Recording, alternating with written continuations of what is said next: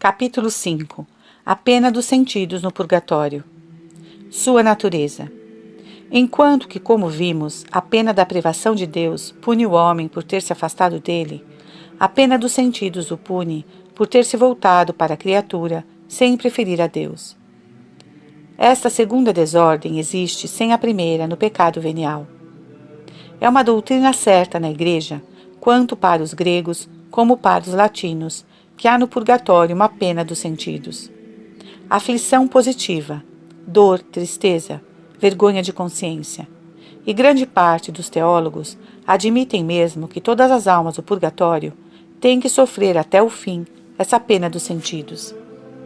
Mas os gregos cismáticos, mesmo admitindo a existência desta pena dos sentidos, negam a existência do fogo do purgatório, enquanto reconhecem aquele do inferno.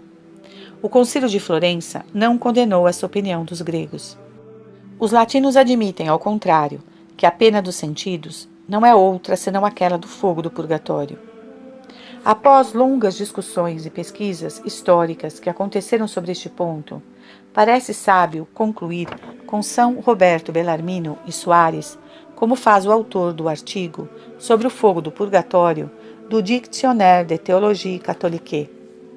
Embora a existência do fogo do purgatório seja menos certa que aquele do inferno, a doutrina que admite um fogo real no purgatório deve ser qualificada sententia probabilíssima, e a opinião contrária é improvável. Isso por várias razões. Primeiro, o consenso dos teólogos escolásticos. Segundo, a autoridade de São Gregório. Terceiro, a autoridade de Santo Agostinho. Quarto, os testemunhos concordantes de São Cipriano, São Basílio, São Cesário, da liturgia que pede o refrigério para estas almas. Quinto, o unânime acordo dos padres latinos no Concílio de Florença. Sexto, o fundamento bastante provável da Epístola de São Paulo. Sétimo, enfim, as revelações particulares. Segundo os mesmos testemunhos, este fogo do purgatório é um fogo real e mesmo corporal, como aquele do inferno. O que se diz faz pensar nas vibrações moleculares aptas a produzir uma sensação de ardor. Como o fogo do purgatório pode fazer sofrer as almas separadas de seu corpo e que têm somente as suas faculdades sensitivas? A essa questão se deve responder como fizemos mais acima, acerca do fogo do inferno. Esse fogo age sobre a alma, não por sua virtude própria, mas a título de instrumento da justiça divina. Como a água batismal produz, sob a influência de Deus, a graça em nossas almas. Se não se recebeu bastante bem os instrumentos da misericórdia divina, se deverá sofrer pelos instrumentos de sua justiça. Este modo de ação do fogo permanece misterioso e tem como efeito, segundo Santo Tomás, ligar de certo modo a alma, isto é, impedi-la de agir como e onde gostaria, e lhe inflige a humilhação de depender assim de uma criatura material. Sofrimento que não é sem analogia com aquele que experimenta uma pessoa paralisada, que não pode fazer os movimentos que gostaria. As penas do purgatório são voluntárias? Santo Tomás responde: sim, no sentido em que a alma as quer suportar, como um meio imposto pela justiça divina, para chegar ao fim último. O quer ainda mais porque conhece a perfeita conveniência desta viva dor. A aceitação voluntária dela, com efeito, purifica o fundo da vontade de todo egoísmo e busca de si mesma. A alma não teria coragem de se impor uma pena tão íntima e tão profunda, mas a aceita voluntariamente. Essas almas são assim purificadas só pela justiça divina, ou devem também sofrer por parte dos demônios? Santo Tomás dá uma resposta profunda. Os eleitos não sofrem no purgatório, senão da justiça divina. Eles não têm que sofrer da parte dos demônios, porque ganharam a vitória sobre eles. E Deus não se serve nem dos anjos bons para esta purificação dolorosa. Ela é infligida pela justiça divina, que está sempre unida à misericórdia. Que pensar do lugar do purgatório? Não pode ser determinado com certeza, A revelação não é bastante explícita sobre isso. Não podemos senão fazer conjecturas sobre este ponto.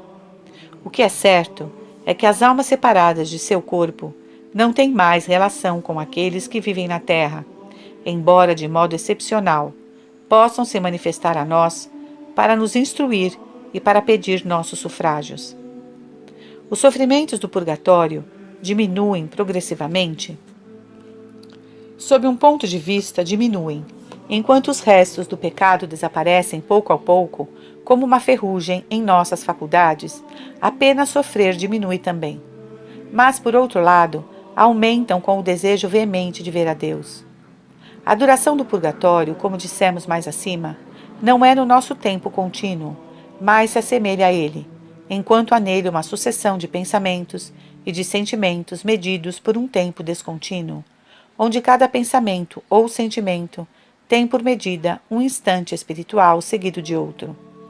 Um instante espiritual do purgatório pode durar muitos dias de nosso tempo solar. Quanto tempo as almas que estão no purgatório devem permanecer nele? O próprio purgatório durará até o juízo final. Segundo muitas declarações da Igreja, fundadas na tradição e nas palavras da Escritura relativas ao juízo final. E estes irão para o castigo eterno, e os justos para a vida eterna.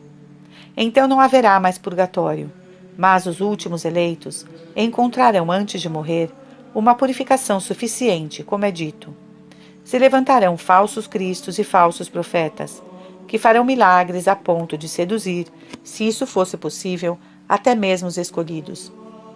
Um pouco antes, no versículo 22, se diz: se aqueles dias não fossem abreviados, criatura alguma escaparia, mas por causa dos escolhidos, aqueles dias serão abreviados.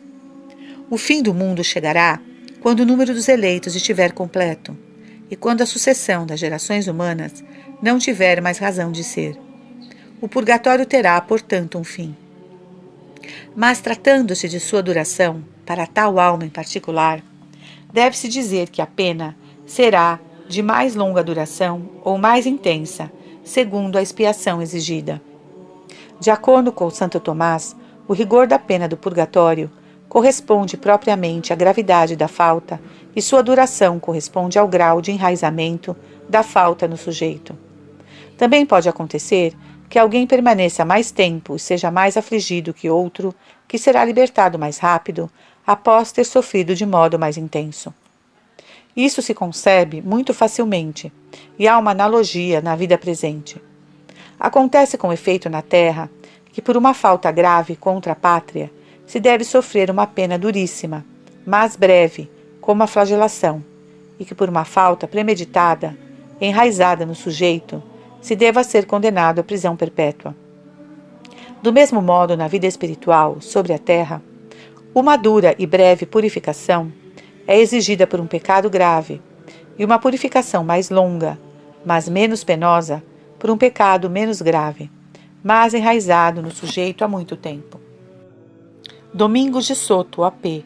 e Maldonado ensinaram que os sofrimentos do purgatório são tão penosos e os sufrágios da Igreja tão eficazes que nenhuma alma, qualquer que seja a sua dívida, deve permanecer nele por mais de 20 e mesmo 10 anos. Os teólogos quase unanimemente rejeitam esta opinião. Pode ser que as almas que se converteram no último momento, após uma vida toda de graves desordens, não expiadas, permaneçam no purgatório por um tempo muito mais longo. Os teólogos, em geral, se pronunciam a favor de uma duração bastante longa. De acordo com algumas revelações, o purgatório dura 3, 4 séculos ou mais para expiação de faltas gravíssimas, remidas no último momento antes da morte, sobretudo se essas almas tiveram grandes responsabilidades em altíssimos cargos. Além disso, é preciso dizer novamente que no purgatório há mais tempo contínuo, tempo solar de horas, dias, anos, há a eviternidade, ou a évum, que mede o que há de imutável na substância das almas, de imutável também no seu conhecimento de si mesmas e de Deus, imutável, enfim, no seu amor. E há o tempo descontínuo, que mede a sucessão de seus pensamentos e sentimentos. Esse tempo descontínuo, como vimos, é composto de instantes espirituais sucessivos, e cada um desses instantes pode corresponder a 10, 20, 30, 60 horas do nosso tempo solar. Do mesmo modo que uma pessoa pode ficar 30 horas em êxtase, absorvida num único pensamento. Não há, portanto, proporção entre nosso tempo solar e esse tempo descontínuo do purgatório. Mas se é revelado a alguém que tal alma foi libertada do purgatório em tal instante de nosso tempo, esse instante corresponde ao instante espiritual de sua libertação. Capítulo 6. O estado das almas no purgatório. Após termos falado da natureza das penas do purgatório, é preciso ver como são suportadas, e convém tratar sinteticamente do próprio estado das almas que aí se encontram, para sublinhar as notas predominantes deste estado. Deve-se primeiro recordar brevemente o que dissemos mais acima sobre o modo de conhecer da alma separada e do juízo particular. Não tendo mais seu corpo, essas almas não têm mais as operações da vida sensitiva. Do mesmo modo, não têm mais senão radicalmente as faculdades sensitivas, por exemplo, a imaginação, a memória sensível. Mas conservam as faculdades superiores da inteligência e da vontade. Elas guardam também os conhecimentos da ciência adquirida que tinham, as virtudes adquiridas, as virtudes infusas, teologais e morais, os 7 dons do Espírito Santo, mas os exercem sem concurso da imaginação. Seu modo de ser préternatural, separado do corpo, se acompanha normalmente de um modo de agir préternatural, por ideias infusas, que lhes permite distinguir o singular do universal, em particular as pessoas que permaneceram sobre a terra, que têm com elas uma relação especial. Além disso, elas se veem intuitivamente a si mesmas, como o anjo se vê, e conhecem, portanto, muito claramente sua espiritualidade, sua imortalidade, sua liberdade. Conhecem também com uma absoluta certeza em si mesmas, como num espelho, Deus, autor de sua natureza, e sofrem muito mais por não verem a Ele imediatamente. Elas se conhecem, enfim, umas às outras. O juízo particular acontece, como dissemos, no próprio instante da separação do corpo, instante que foi o termo do mérito e do demérito. E essa sentença, dada por uma iluminação intelectual, realiza-se sobre toda a sua vida terrena, no que teve de bem e de mal, sendo, portanto, definitiva. O estado dessas almas deriva destes princípios e do juízo particular. Certeza da salvação e confirmação em graça. Como consequência imediata do juízo particular, as almas do purgatório são asseguradas de sua salvação. Sua esperança não é, como a nossa, somente uma certeza de tendência, mas a certeza de termo ou de chegar ao termo. Sobre a terra, para obter tamanha certeza, seria preciso uma revelação especial. O juízo particular contém esta revelação. A alma agora está certa de sua predestinação. Ela tem uma esperança não somente firme, mas segura de chegar ao fim. Além disso, ela conhece por experiência que não está nem no céu, onde se vê a Deus, nem no inferno, onde se blasfema, mas num lugar passageiro de purificação, onde, sem o ver, o ama acima de tudo. Por outro lado, essas almas estão confirmadas na graça. É ainda uma consequência do juízo particular. Os teólogos o ensinam comumente, recordando que a Igreja condenou esta proposição de Lutero. As almas do purgatório pecam constantemente, buscando fugir das penas para encontrar o repouso. É por causa desta afirmação, em graça, que são chamadas as santas almas do purgatório. Como elas podem ser assim confirmadas, em graça, antes de ter recebido a visão beatífica, que comporta impecabilidade? Quando se vê a Deus face a face, não é possível afastar-se dele, mas antes de o ver, como evitar as menores faltas?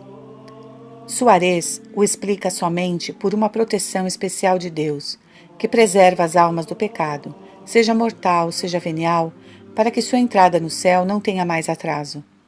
Os tomistas, para explicar esta confirmação, acrescentam uma razão intrínseca. Essas almas, como puros espíritos, julgam de um modo imutável seu fim último, como julgamos os primeiros princípios, e aderem a eles imutavelmente. Elas estão fixadas no bem. É isso que ensinou Santo Tomás. Essa imutável adesão ao fim último é superior ao nosso tempo solar. É medida pelo aevum, ou eviternidade, enquanto que numa região menos elevada da alma separada, a sucessão de seus pensamentos e de seus sentimentos é medida pelo tempo descontínuo, com seus instantes espirituais sucessivos. Há algo de semelhante na Terra, nos santos confirmados em graça. Sua inclinação para Deus é imutável, mas um pouco abaixo há na sua alma a sucessão dos pensamentos e dos sentimentos subordinados a Deus, amado acima de tudo.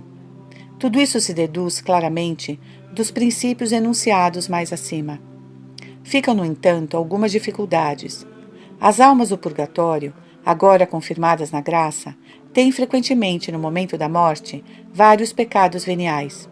Quando esses pecados são remidos?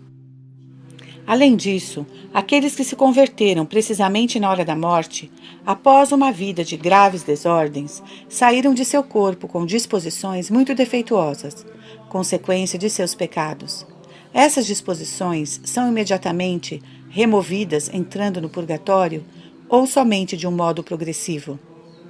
A teologia nos esclarece sobre esses dois pontos. A remissão dos pecados veniais, que permanecem, acontece no instante do juízo particular? Os justos que foram surpreendidos pela morte, por exemplo, durante o sono, ou quando não estavam em uso pleno da razão, não puderam fazer no último momento um ato de contrição meritório que lhes teria obtido a remissão de seus pecados veniais. Esses pecados lhes são remidos pelo ato de caridade e de contrição que fazem imediatamente após a morte, no instante do juízo particular. Este ato não é mais meritório, mas é um ato de caridade e de arrependimento perfeito, que basta para remir as faltas veniais. No entanto, devem sofrer em seguida a pena devida às suas faltas. Tal é o ensinamento de Santo Tomás, admitido por Soares e comum entre os teólogos. É, portanto, ao menos muito provável que esses pecados veniais são remidos no instante da entrada no purgatório. A alma, com efeito, conhece então claramente que, por consequência de suas faltas, não pode ainda ver a Deus, e nada impede de fazer imediatamente um ato de arrependimento. Não encontra mais obstáculos do lado do corpo e das paixões. Bastaria para a remissão dos pecados veniais uma contrição geral, mas, entrando no purgatório, sob a luz do juízo particular, a alma vê mesmo em detalhe todos os seus pecados e, portanto, se arrepende de cada um deles. É um admirável complemento do último ato de contrição feito sobre a terra. Embora esse complemento não seja mais meritório, e a este título não obtém a remissão da pena devida a esses pecados, como teria podido obter, ao menos em parte, o ato de contrição antes da morte. Certamente teria sido melhor fazer esse ato de contrição antes de morrer, e fazendo imediatamente o sacrifício de sua vida, em união com as missas, que então se celebravam, esse ato teria sido meritório. Agora não o é, mas obtém, no entanto, a remissão dos pecados veniais de que a alma se arrepende vivamente. Pode-se, portanto, dizer que ela é santa, porque todos os seus pecados veniais foram remidos, e não pecará mais. Eis aqui uma belíssima doutrina. Como desaparecem as disposições defeituosas, consequências dos pecados frequentemente graves já remidos? Segundo o ensinamento comum, como diz Santo Tomás, quando o pecado venial é remido pela graça, a alma não se afasta mais de Deus, mas pode permanecer nela numa disposição defeituosa que a leva a um bem criado. Essa inclinação desordenada se encontra também no pecado venial, que é conciliável com o estado de graça. Essas disposições defeituosas, chamadas pelos teólogos restos de pecado, reliquia peccati, são, sem dúvida, enfraquecidas, diminuídas pela graça. Não predominam mais no justo e, no entanto, permanecem como o foco da cobiça. A fomes peccati permanece no batizado. Isso vemos manifestamente naquele que tem o hábito de embriagar-se e que recebeu bem a absolvição. permanece nele uma disposição a recair nas mesmas faltas. Do mesmo modo, naquele que tem uma antipatia por alguém e se arrepende, permanece frequentemente uma disposição à maledicência. Essas disposições defeituosas permanecem nas almas que, após numerosos pecados, receberam, com uma atrição suficiente, a absolvição no momento da morte. São como a ferrugem nas faculdades e, às vezes, até no fundo da inteligência e da vontade. Essa ferrugem, geralmente, não vai embora, senão ao longo da vida presente. Desaparece subitamente ao entrar no purgatório? Alguns teólogos pensam assim, porque dizem eles, o ato de caridade intensa que a alma faz pode então remover imediatamente essas más disposições. No entanto, não encontramos esta resposta em Santo Tomás, mas antes o contrário. Ele diz com efeito, como vimos: o rigor da pena corresponde, propriamente falando, à gravidade da falta, e o comprimento ou duração da pena ao enraizamento da falta no sujeito. Também pode acontecer que alguém permaneça um tempo mais longo que outro no purgatório e sofra menos, e vice-versa. Ora, os restos do pecado provêm sobretudo de seu enraizamento no sujeito, e a pena não deve, portanto, fazê-los desaparecer, senão progressivamente. Assim, uma longa aflição, bem aceita, produz o mesmo efeito que uma longa penitência que nos teríamos imposto. Santa Catarina de Gênova, no capítulo 2 do seu Tratado do Purgatório, diz também: nenhuma paz é comparável àquela das almas do purgatório, exceto aquela dos santos no céu, e essa paz cresce sem cessar por influência progressiva de Deus sobre essas almas, à medida que os impedimentos desaparecem.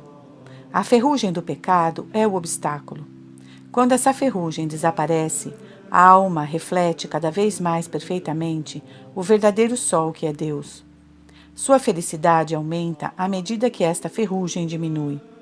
Assim, nos inclinamos a pensar que, embora os pecados veniais sejam imediatamente remidos na entrada do purgatório, as reliquiae peccati, ou as disposições defeituosas, não desaparecem senão progressivamente.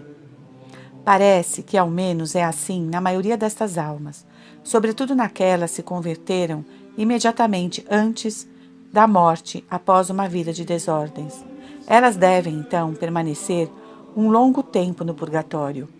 Mas, nas mais elevadas, desde o primeiro instante, os restos do pecado podem desaparecer subitamente, como aconteceu na terra, diz Santo Tomás, com Santa Maria Madalena, no instante de sua conversão aos pés da cruz.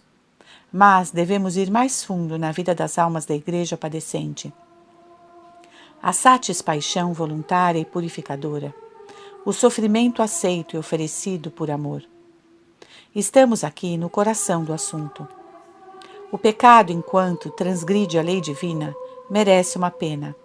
A ordem divina violada não é restabelecida, como a ordem social, senão por uma compensação penal. A vontade criada, que injustamente se ergueu e insurgiu contra aquela do Criador, deve sofrer uma repreensão, e se ela o aceita voluntariamente, ela mesma entra novamente na ordem que havia violado. Isso, como nós vimos, é o que já dizia Platão no Górgias e o que explica Santo Tomás acerca da legitimidade das penas. Segundo estes princípios, o Santo Doutor mostra que a aceitação voluntária das penas do purgatório obtém para as almas que aí se encontram a remissão de sua dívida à justiça divina. Mas, enquanto que na terra a satisfação do justo é meritória, no purgatório a satispaixão não é mais, e, portanto, não merece mais a diminuição ou a atenuação da pena, mas a obtém quando a dívida é quitada, ou quando é abreviada pelo sufrágio dos vivos. É necessário notar que essa dolorosa satispaixão não é somente aceita pela vontade, mas oferecida por uma ardente caridade com a adoração da justiça suprema. É o que há de mais belo no purgatório. Agora, com efeito, aparecem muito mais claramente os imprescritíveis direitos de Deus, autor da natureza, autor da lei natural e da lei da graça, de Deus soberano juiz. Do mesmo modo, a alma justa, separada de seu corpo, vê muito melhor o infinito valor da redenção, do sacrifício da cruz, daquele da missa e o valor dos sacramentos, que recebeu outrora com mais ou menos negligência. Ela vê também, muito mais profundamente, sem distração possível, o valor da vida eterna, da posse de Deus, da que está ainda longe por causa de suas faltas passadas e da reparação devida à infinita justiça.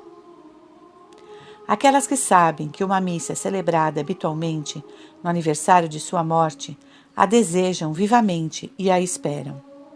Então estas almas, com uma ardente caridade, oferecem a Deus sua dor, tanto mais purificadora quanto mais intimamente oferecida. Nunca tiveram na terra suficiente generosidade para se impor semelhante sofrimento, em espírito de reparação, mas agora o oferecem como um sacrifício expiatório, com todo o impulso de seu amor por Deus.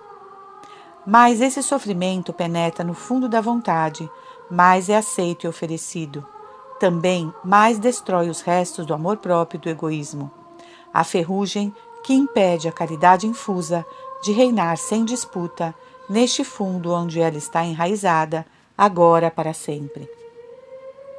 Enquanto vemos todas as coisas um pouco sobre a mesma linha horizontal do tempo, enquanto não fazemos uma grande diferença entre o bem e o mal, porque os grandes patifes, como os grandes homens, têm estátuas em praça pública, as almas do purgatório têm uma visão não horizontal, mas vertical das coisas. Desde a infinita santidade de Deus, pressentem até a pior perversidade. Essas são as grandes certezas da Igreja padecente. É claro que essa satisfação voluntária não é somente uma compensação penal, mas uma compensação e reparação oferecida por adoração e amor de Deus. Também a caridade, a mais alta das virtudes, tem, como merece, o primeiro lugar nessas almas e suscita nelas a adoração reparadora da justiça divina. É o culto da Igreja padecente. Esta dor da outra vida é, como dissemos, de uma ordem diferente das dores terrenas, e é aceita e oferecida não somente na paz, mas com a alegria que vem da certeza do estado de graça e da salvação. Esta alegria não diminui a dor indizível, porque uma e outra procedem da sede ardente e da fome veemente de Deus que atrai fortemente a Ele. É verdadeiramente o fluxo e o refluxo espiritual, do qual o mar é pálida imagem. De um lado está a atração de Deus, fim último, e de outro está ainda contida pelos vestígios do pecado e pela obrigação de pagar toda a sua dívida à justiça divina. Nessas almas, portanto, o amor de Deus, em lugar de diminuir o sofrimento, antes o aumenta, e este amor queima as escórias que ficam no fundo da inteligência e da vontade. É uma admirável purificação passiva do amor que faz pensar naquela descrita por São João da Cruz na noite escura, onde a diferença que agora a aceitação do sofrimento não é mais meritória, porque o tempo do mérito passou. Estas almas estão crucificadas espiritualmente na chama de seu amor por seu ardente desejo de Deus. Elas podem dizer a seu modo, crucior in ac flamma, sofro cruelmente nesta chama. Mas aqui, o sentido dessas palavras é, por assim dizer, contrário àquele dos condenados, porque acima do fogo corporal há aqui a viva chama de amor que não cessa de subir até Deus. Todas as almas do purgatório que se amam mutuamente têm a paz, o perfeito abandono nas mãos do Senhor. Assim, encontram uma suavidade no seu sofrimento oferecido por amor. No De Penitentia, que foi atribuído a Santo Agostinho, está escrito no capítulo 13: Semper doleat penitens et de dolore gaudeat. Sempre o penitente se aflige nas suas faltas e regozija de sua dor. Assim as almas do purgatório se regozijam tanto mais quanto a dor de sua contrição é mais profunda. Nela se verificam as palavras do Salmo 84:11. A justiça e a paz de novo se abraçam. Esta fome e sede de justiça divina são finalmente vitoriosas sobre tudo o que era um obstáculo na terra.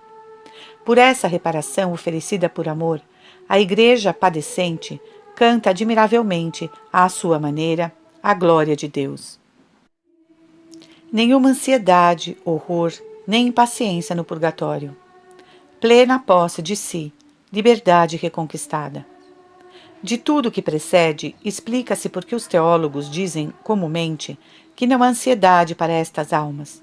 A ansiedade é excluída pela certeza da salvação e o ardente amor a Deus. O horror não poderia também se conciliar com a adoração à justiça divina. A impaciência já não existe mais, porque as penas purificadoras são aceitas com plena submissão à vontade divina e mesmo com gratidão, como meios para alcançar a beatitude do céu. Essas almas não perdem seu tempo em considerações vãs, mas, ao contrário, reparam a perda parcial do tempo do mérito. A força da dor não produz nelas uma perturbação involuntária da sensibilidade, porque a sensibilidade nelas não existe mais senão radicalmente, em sua raiz, e sua tristeza espiritual está na sua vontade plenamente submissa. São Francisco de Sales, no Tratado do Amor de Deus, diz sobre isso: as almas que estão no purgatório foram para lá por seus pecados, pecados que detestaram e detestam sinceramente. Mas a abjeção e pena que as detém naquele lugar, privadas temporariamente do gozo do bem-aventurado amor do paraíso, essas sofrem-nas amorosamente, e é com devoção que entoam o cântico da divina justiça. Vós sois justo, Senhor, e o vosso juízo é reto. Elas veem que a providência é irrepreensível, que nunca pecado algum vem da falta de auxílio divino ou de insuficiência deste auxílio. Santa Catarina de Gênova diz o mesmo no capítulo 1 do seu Tratado do Purgatório. Elas não podem ter outra escolha senão permanecerem onde estão. Assim Deus justamente ordenou. Elas não podem dizer: esta alma será libertada antes de mim, ou eu antes dela. Elas estão tão satisfeitas com as disposições divinas sobre elas que amam tudo o que agrada a Deus. Daí segue-se que a alma do purgatório conquista a plena liberdade pessoal da posse de si, como notaram muitos místicos. Esta liberdade e domínio de si era impedida na terra pelo apego desregrado às criaturas. Agora, pela purificação, a alma é libertada e restaurada numa liberdade pessoal elevadíssima, onde se possui a si mesma verdadeiramente na ordem querida por Deus, na paz que é a tranquilidade da ordem. Ela é libertada dos vínculos pessoais defeituosos aos quais se tinha prendido na terra por um mau uso de seu livre-arbítrio. Essa liberdade plena, assim conquistada, não é, de modo algum, aquela do mal, mas unicamente aquela do bem. Nisso, ela é a imagem da liberdade de Deus, que é ao mesmo tempo sumamente livre e absolutamente impecável. Explica-se, portanto, que essa liberdade superior seja conciliável com a imutabilidade no bem, fruto da confirmação na graça. Desde este ponto de vista, a vida destas almas padecentes é nobilíssima e belíssima, embora não seja ainda aquela do céu. Haverá no purgatório um crescimento de virtudes sem novo mérito? Se se trata de virtudes adquiridas, isso não pareceria duvidoso, porque elas podem aumentar pela repetição de bons atos naturais, sem que haja mérito sobrenatural. Elas nascem e crescem assim sobre a terra, em homens em estado de pecado mortal, que não podem merecer. Muitos adquirem pela repetição de atos louváveis, a virtude da justiça ou da fortaleza. Além disso, vimos que no purgatório, os hábitos defeituosos chamados reliquae peccati desaparecem progressivamente. Podem, portanto, ser substituídos por virtudes adquiridas. Isso parece, sobretudo, necessário a algumas almas do purgatório que entraram aí graças a uma absolvição validamente recebida no momento da morte e que não tinham anteriormente adquirido, por assim dizer, nenhuma virtude. Tais almas não podem ficar eternamente privadas delas. Agora, repetição de atos de prudência, justiça, paciência, etc., podem gerar e aumentar nelas essas virtudes adquiridas que normalmente no justo servem ao exercício de virtudes infusas, como no artista a agilidade dos dedos serve ao exercício da arte que está na inteligência prática.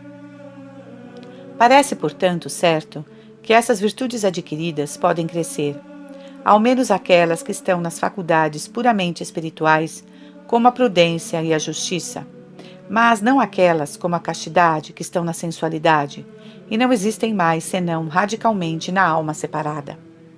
Se se trata de virtudes infusas e dos 7 dons, há um crescimento? É difícil de responder. Há sérios argumentos pró e contra. Em primeiro lugar, parece que não, porque com essas virtudes infusas aumentaria a caridade e finalmente o grau de glória no céu seria proporcional, não ao grau da caridade e do mérito no momento da morte, mas ao grau de caridade no fim do purgatório. Ora, isso parece contrário ao que comumente se diz. O grau de glória é proporcional aos méritos acumulados no momento da morte. Mas, por outro lado, as almas do purgatório fazem atos intensos das virtudes infusas da fé, da esperança, da caridade, da religião. E parece, então, que essas virtudes infusas aumentam, não por repetição dos atos, porque são infusas e não adquiridas, mas porque Deus concede, misericordiosamente, este crescimento, sem novo mérito. Essa opinião foi defendida por Palmieri, e antes dele, por Lécius. Segundo este último, pelo aumento de uma virtude infusa, não é absolutamente necessário que haja novo mérito, basta uma boa disposição. Assim também, pensa ele, num cristão em pecado mortal que faz, de vez em quando, atos bastante elevados de fé e de esperança, pode haver sem mérito um aumento dessas virtudes devido à misericórdia divina. Mas permanece esta grave dificuldade. O grau de glória será então proporcional não ao grau de méritos e da caridade no momento da morte, mas ao grau de caridade no fim do purgatório. Isso não parece conforme o ensinamento tradicional. Santo Tomás diz: depois da morte não há lugar para adquirir ou aumentar a graça. Há, no entanto, segundo muitos tomistas, um aumento de caridade possível no purgatório, aquele que corresponderia aos atos meritórios imperfeitos, remissi, que não teriam obtido na terra o grau de caridade a que dão direito. Segundo Santo Tomás, sobre a terra, todo ato de caridade merece um aumento desta virtude, mas não o obtém sempre imediatamente. Esse aumento não é obtido senão quando se faz um ato de caridade bastante intenso, que predispõe a receber. Por exemplo, aquele que, tendo uma caridade de 5 talentos, age como se houvesse apenas 2, não obtém imediatamente o aumento dessa virtude até 6 talentos. Não obterá senão até se predispor por um ato mais intenso a recebê-la. Assim, muitos tomistas sustentam que, muito frequentemente, os atos meritórios ou imperfeitos, remitentes, não recebem na terra o aumento da caridade a que dão direito, porque não fizeram um ato bastante intenso para se predispor a isso antes da morte. Então esse aumento poderia não ser concedido senão no purgatório, quando a alma faz atos de amor a Deus intensíssimos, que não são mais meritórios. Há aqui uma séria probabilidade, mas não se pode dizer mais. E neste caso, continuaria verdadeiro dizer que o grau de glória é proporcional ao grau de mérito da vida terrena, compreendidos os méritos fracos remissi, mas não seria proporcional ao grau de caridade no momento da morte, corresponderia ao grau de caridade no fim do purgatório. Quanto às almas que aí entraram pela graça de uma absolvição tardia, que não foi precedida por nenhum mérito, mesmo fraco, então o grau de glória é proporcional ao seu grau de caridade no momento da morte. É difícil nessas misteriosas questões dizer algo mais. Deve-se manter que o grau de glória é proporcional àquele dos méritos da vida terrena. Daí a importância desta vida, onde se aprende a amar a Deus. A vida eterna corresponderá ao que valeu na vida presente.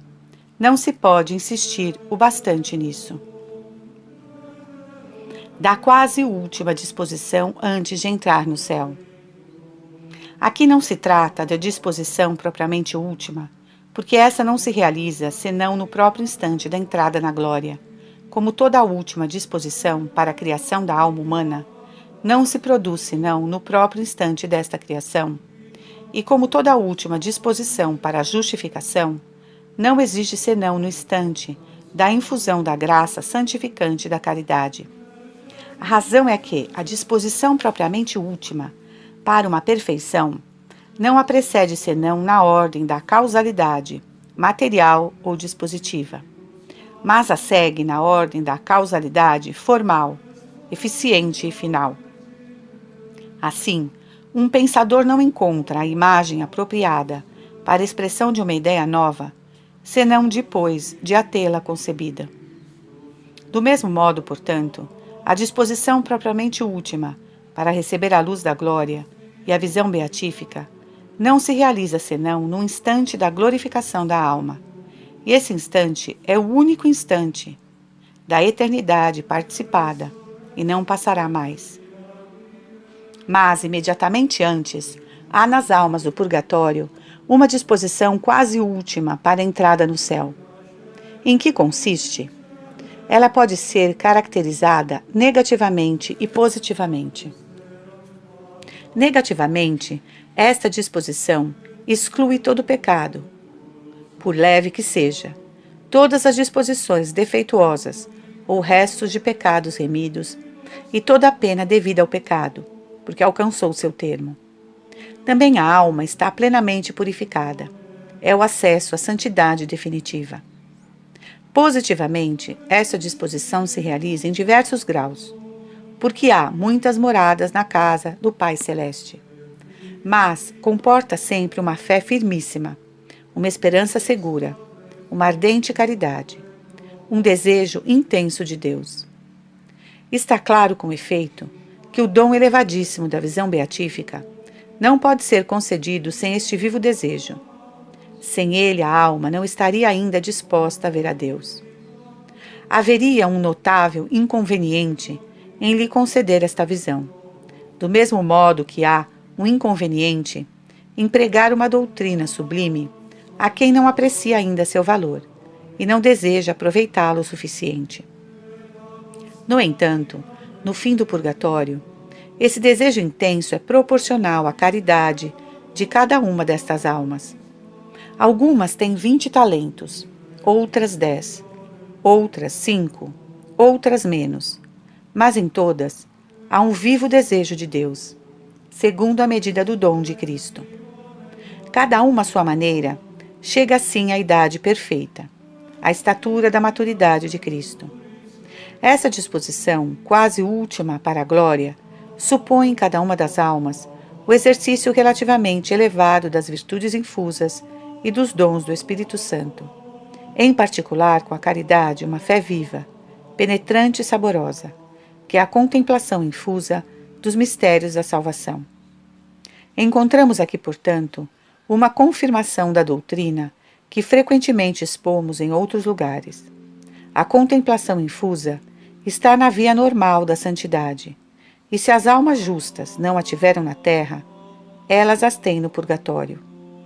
Mas devemos viver de tal maneira que nossa alma seja purificada na vida presente com um novo mérito, e que tenha menos necessidade de ser purificada sem mérito após a morte.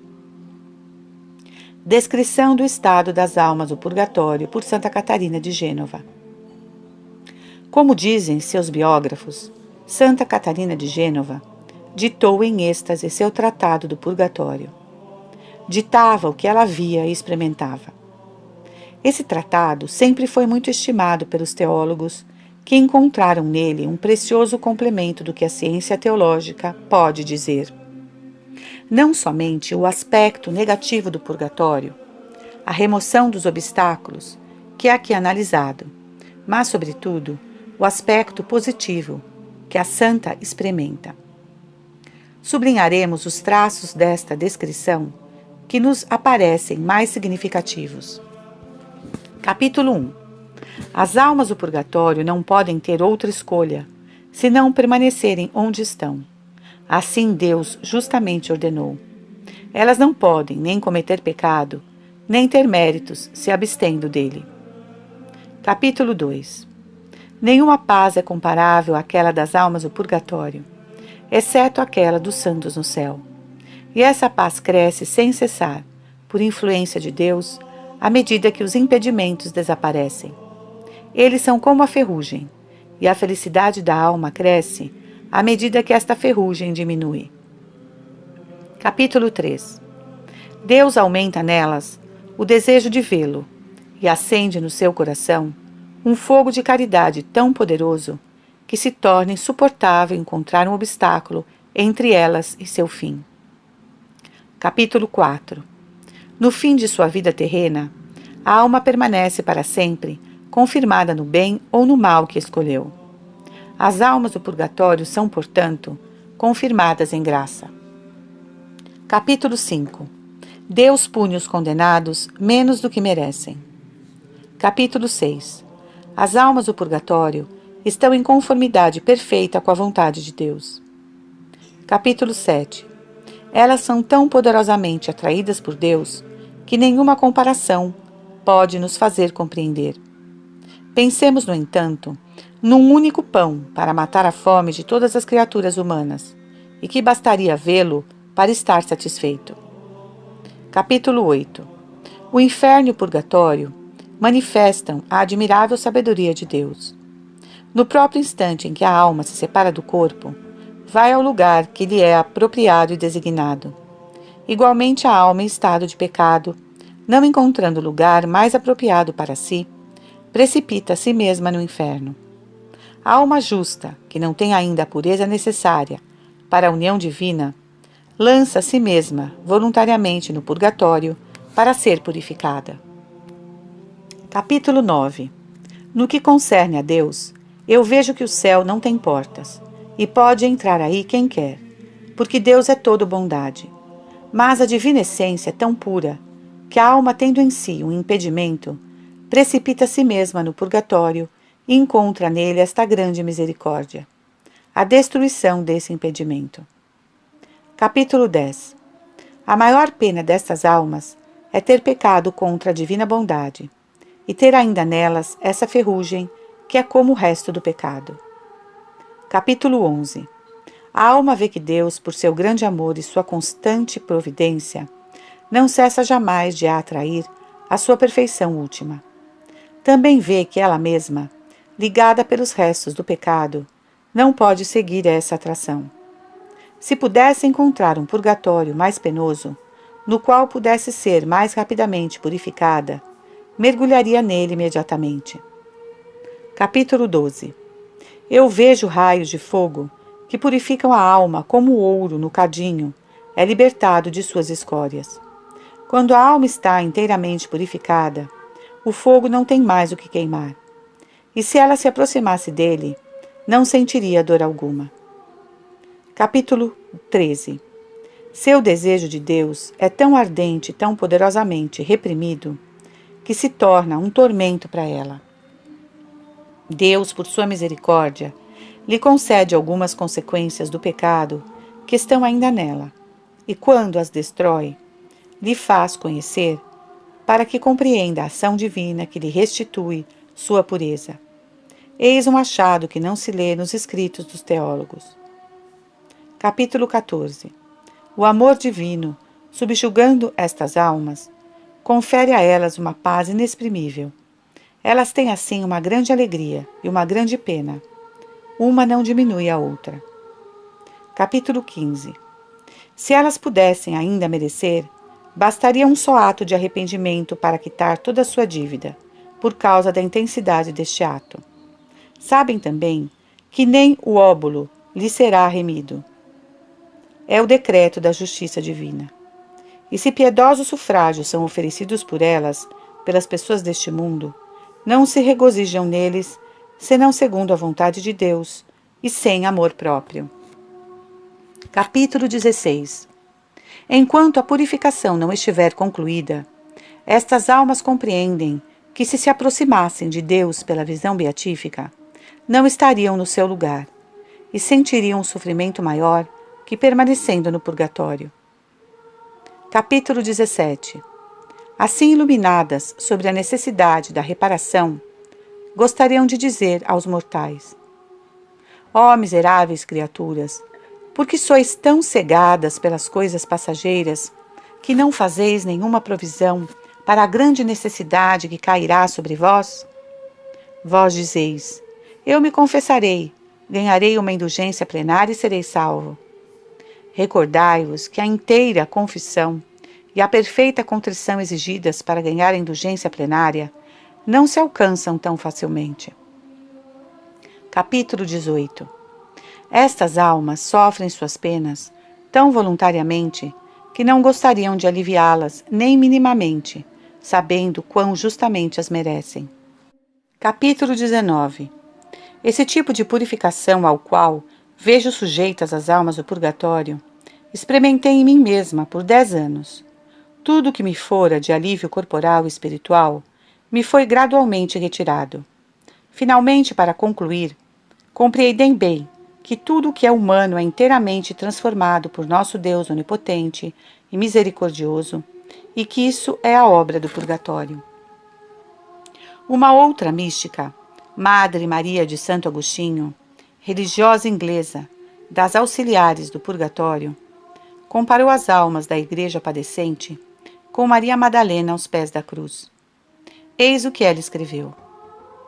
Maria Madalena, a penitente, não foi repleta aos pés da cruz desta luz tão penetrante, pela qual as almas do purgatório veem a malícia do pecado? Ela estava diante do crucificado como um espelho vivente. A dor do Salvador passava para ela e permanecia sem movimento, os olhos elevados para ele. A sublimidade da revelação que recebeu, então, ultrapassa toda palavra, todo pensamento, todo sentimento. A santidade inefável de Cristo, sua dor imensa e sua paz, irradiava sobre ela e a envolvia. Essas 3 horas no Calvário foram seu dolorosíssimo purgatório. No entanto, não teria querido trocar um só momento desta união dolorosa por todas as alegrias do Tabor. Em Nosso Senhor e por Ele, ela espiava suas próprias faltas e, portanto, toda reflexão sobre si mesma desaparecia. Estava como que submersa e perdida na contemplação da luz, do Verbo feito carne, que sofria pelos pecados do mundo. Era nele, mais que em si mesma, que ela compreendia o que significava o pecado para Deus e para o homem. Aí está verdadeiramente uma imagem das almas do purgatório. Esta cena do Calvário mostra a penetração da luz divina nas suas trevas e sua capacidade silenciosa de recepção com relação a esta luz que desce com todas as dores de Jesus crucificado. Mostra também a dor purificadora e pacificadora que encontra as pessoas vivas sob a influência da santidade daquele que apaga os pecados do mundo. Tudo isso nos leva cada vez mais a pensar que a purificação passiva dos sentidos e do espírito, descrita por São João da Cruz, deve ser feita o máximo possível durante a vida terrena, com mérito, para que não seja necessário sofrê-la sem mérito após a morte. E, portanto, devemos generosamente aceitar, por amor de Deus, as contrariedades da vida presente. Então a reparação se fará com mérito e aumento de caridade, de modo a obter no céu uma visão de Deus mais penetrante e um amor de Deus mais intenso e mais forte para a eternidade. Mas, de fato, as almas que evitam completamente o purgatório são provavelmente bem raras, porque foi revelado a Santa Teresa que entre os boníssimos religiosos que tinha conhecido, só 3 o tinham evitado completamente. O Purgatório das Almas Perfeitas. No seu livro O Ideal da Alma Fervorosa, Monsenhor Saudreal fala do purgatório das almas perfeitas que ainda têm algumas dívidas a pagar. O Senhor, diz ele, faz passar seus próprios amigos por dores que terminam de purificá-los, mas o faz relutantemente. E para essas almas ternamente amadas, não pode deixar de conceder consolações que suavizam suas penas. Assim, Moisés foi punido pela falta de confiança em Deus, morrendo antes de entrar na terra prometida. Mas o Senhor o fez subir no monte Nebo para abraçar, num olhar, toda essa região, que fora por 40 anos o objeto de seus desejos. O Senhor pode, por exemplo, mostrar imediatamente às almas que foram muito generosas como sua generosidade for agradável, como foi fecunda para outros, como será eternamente proveitosa. Apesar dessas suavizações, lhes resta sofrimentos a padecer, mas os sofrem com um grande amor. Assim São Lourenço, sobre a grelha, sentia terríveis dores, mas o ardor de seu amor fazia que as achasse leves.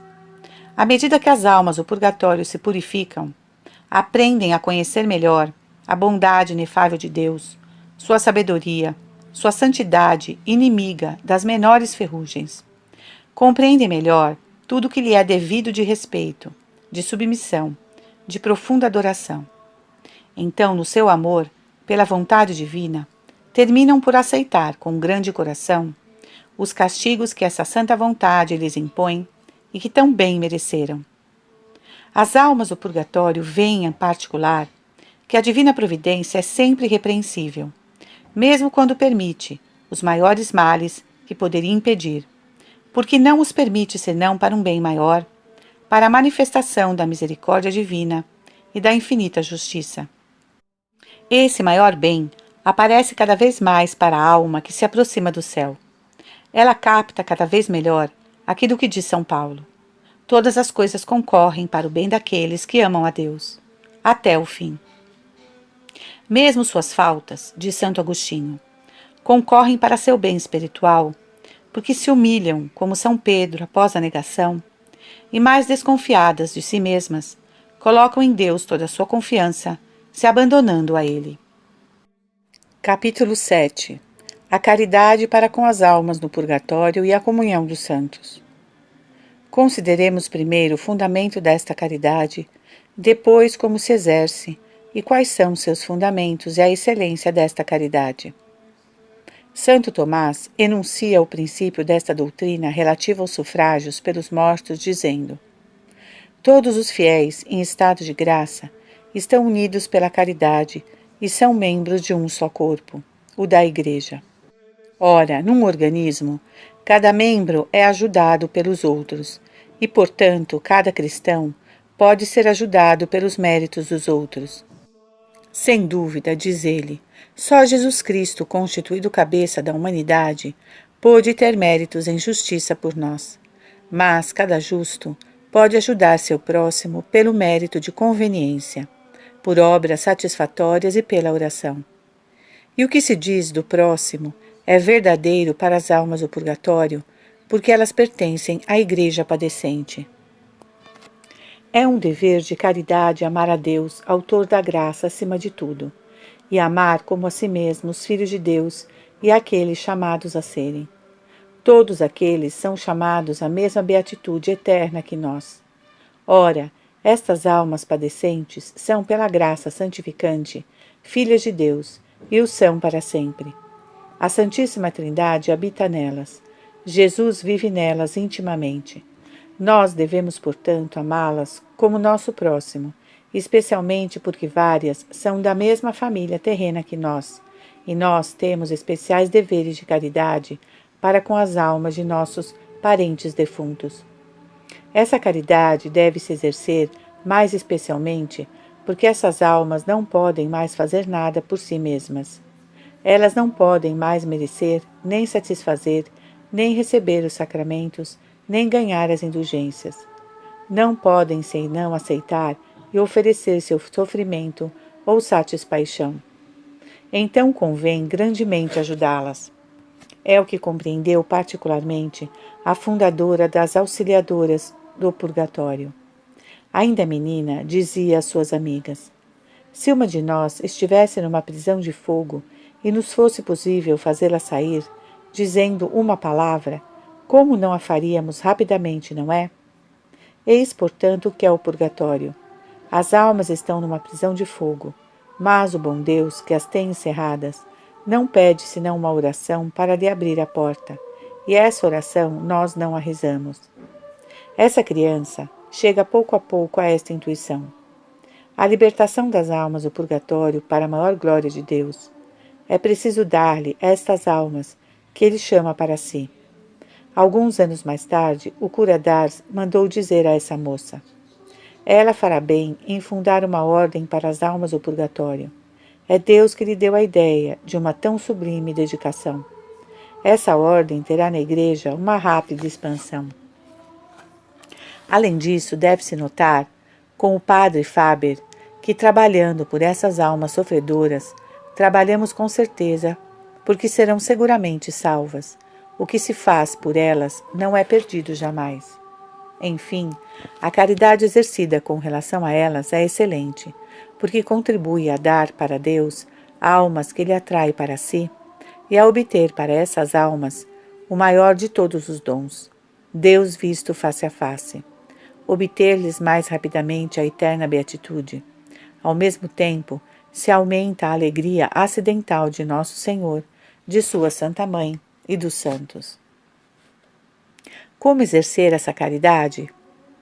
Por sufrágios pelos defuntos, isto é, por nossos méritos de conveniência, por nossas orações, nossas satisfações, nossas esmolas, ganhando indulgências e, sobretudo, pelo sacrifício da missa oferecido pelo repouso destas almas. A própria Igreja nos dá o exemplo, porque em cada missa nos faz rezar por elas, no memento dos defuntos, abrindo largamente para elas o tesouro dos méritos de Cristo e dos santos pela indulgência que lhes são aplicáveis. As indulgências, diz Santo Tomás, beneficiam principalmente aquele que realiza uma obra pela qual uma indulgência é ligada. Mas beneficiam também, secundariamente, aqueles pelos quais fazemos esta boa obra. E nada impede a Igreja de aplicá-las assim às almas do purgatório. O santo doutor se pergunta: os sufrágios oferecidos por um defunto são mais proveitosos para ele do que para os outros? Ele responde: em razão da intenção, são mais proveitosos como remissão da pena para o defunto pelas quais são oferecidas, mas em razão da caridade, que não deve excluir ninguém, são proveitosos a outros defuntos que têm maior caridade e lhe trazem, sobretudo, uma maior consolação. Recebem mais porque estão melhor dispostos. Distingue-se para isso o fruto especial da missa aplicada à pessoa a quem a intenção se destina, e o fruto geral do qual participam todos os fiéis, e que não é certamente diminuído, mesmo se o número daqueles que nela participam é muito grande. Santo Tomás se pergunta também: os sufrágios oferecidos por muitos defuntos, conjuntamente, são tão proveitosos para eles quanto os oferecidos por um só entre eles? Por exemplo, se uma missa é celebrada por 20 ou 30 defuntos, ou mesmo por muitos mais? Ele responde: em razão da caridade que os inspira, esses sufrágios são tão proveitosos por muitos como se fossem oferecidos por um só, porque a caridade não é diminuída por essa divisão. E assim, uma só missa alegra tão bem 10.000 almas do purgatório quanto uma só. Mas esses mesmos sufrágios, como satisfação e remissão da pena, que temos intenção de aplicar aos defuntos, são mais proveitosos àqueles pelo qual são singularmente oferecidos. Tal é o pensamento de Santo Tomás quando era jovem e escreveu o comentário ao livro 4 das Sentenças. Mas no fim de sua vida, compondo sua Suma, diz acerca do sacrifício da missa: embora a oblação deste sacrifício por seu próprio valor baste para satisfazer toda a pena, no entanto ela é satisfatória por aqueles por quem é oferecida e por aqueles que a oferecem, segundo a medida de sua devoção, e não por toda a pena. Essa medida da devoção depende, para as almas do purgatório, das disposições que elas tiveram no momento da morte. Aqui Santo Tomás não dá outro limite ao efeito satisfatório da missa que não seja o limite da devoção daqueles que a oferecem e daqueles por quem se oferece. E admite-se geralmente que uma só missa paroquial, oferecida no domingo por todos os fiéis muito numerosos de uma grandíssima paróquia, é tão proveitosa para cada um, segundo sua devoção, como se os fiéis fossem muito pouco numerosos numa pequena paróquia.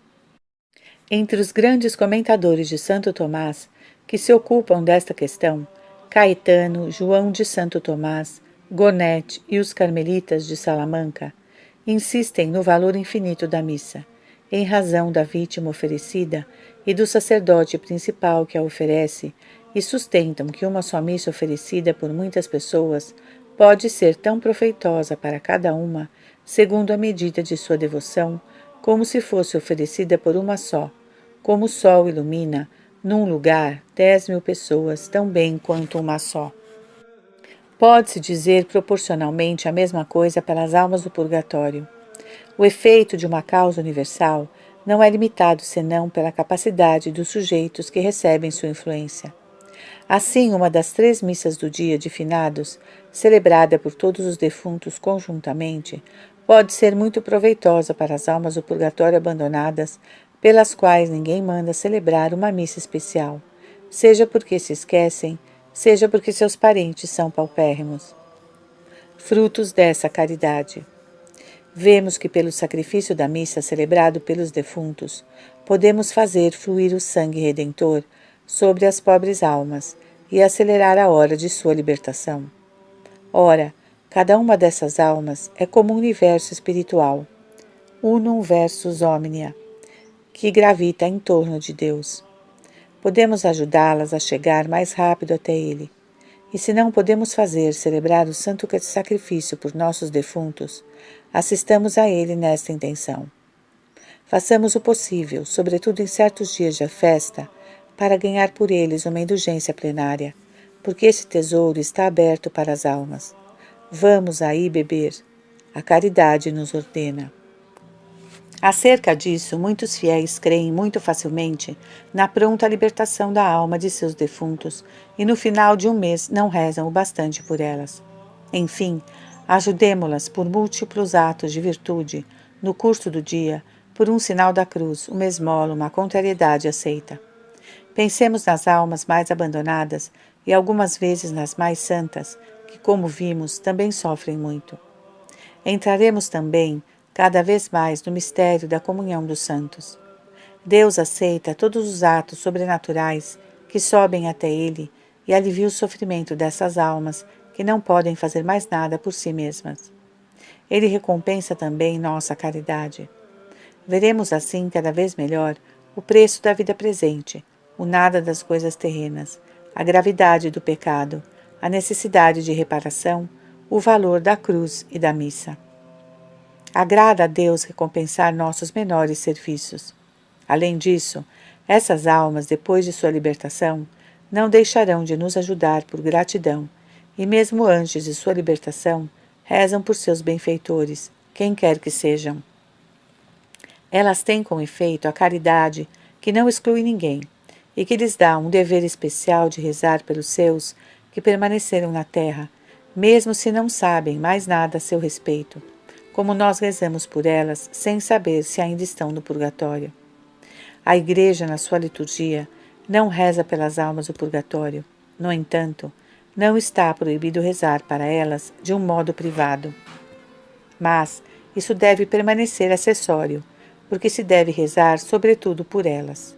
Nesse sentido, disse Santo Tomás, não estão em estado de rezar, mas antes em estado de se rezar por elas. Compreende-se, após tudo o que dissemos, que os cristãos fervorosos se despojem pelas almas do purgatório de todas as suas satisfações, incluindo aquelas de que poderiam se beneficiar após a morte. Este ato é justamente chamado ato heróico pela Santa Igreja. também não deve ser feito avidamente, sem uma séria reflexão. Podemos assim, como aconselha São Luís Maria de Montfort, no seu Tratado da Verdadeira Devoção à Santíssima Virgem, entregar a Maria tudo o que há de comunicável para outras almas em nossas boas obras meritórias, satisfatórias, em nossas orações, para que ela distribua como quiser, seja por nós, seja pelas outras almas da terra ou do purgatório. Sua sabedoria fará incomparavelmente melhor que nós. Convém aconselhar este ato de oferenda, que não é um voto, às almas com vida interior, primeiro por 1 ano ou 2 e depois para sempre. Tal é a excelência e a fecundidade da caridade para com as almas sofredoras. Por ela, entraremos cada vez mais no mistério da comunhão dos santos. Vemos que esse dogma deriva da doutrina segundo a qual Cristo é a cabeça dos homens e dos anjos, cabeça da Igreja militante, padecente e triunfante. Também os fiéis participam dos méritos de Cristo e dos méritos, satisfações e orações uns dos outros. A Igreja aparece assim não somente como uma sociedade visível e hierárquica, mas como o corpo místico do Salvador. É o reino de Deus anunciado no Evangelho, o reino onde reina a caridade, que faz de todos os fiéis e de todos os bem-aventurados uma verdadeira família de que Deus é o Pai. Assim se realizam as palavras do Salvador: Eu sou a videira, vós os ramos. Assim se realiza seu desejo, que todos sejam um, como meu Pai e eu somos um. São Paulo vê sobretudo na Igreja o corpo místico de Cristo, que é a cabeça. Insiste nas relações de cada membro com a cabeça e de todos os membros entre si. Os padres dos 3 primeiros séculos comentam frequentemente essas palavras. Finalmente, Santo Agostinho e os doutores da Idade Média fazem uma síntese deste ensinamento. De Deus unitrino por Cristo, a vida da graça desce, como um rio espiritual, sobre as almas da terra, do purgatório e do céu, e ela sobe novamente em seguida para Deus, em forma de adoração, súplica, reparação e ação de graças. Praticamente é aconselhável dizer a si mesmo, enquanto relê a parábola do bom samaritano: é preciso, portanto, exercer a caridade em relação a todos aqueles a quem podemos aliviar, em particular no que diz respeito às almas do purgatório. O bom samaritano, nesta parábola, é um verdadeiro misericordioso, porque se comove com a miséria do próximo, e não somente se comove, mas leva até ele um auxílio eficaz. E merece ele mesmo receber a misericórdia de Deus, já que bem-aventurados os misericordiosos, porque alcançarão misericórdia. Do mesmo modo, devemos ter uma real compaixão das almas do purgatório, socorrê-las rezando por elas, aceitando por elas as contrariedades cotidianas, assistindo à missa e fazendo a via sacra na sua intenção. O que nós fazemos assim por elas não será jamais perdido. E para nós se realizará também as palavras do Salvador: Bem-aventurados os misericordiosos, porque alcançarão misericórdia. Obteremos assim a graça de uma santa morte.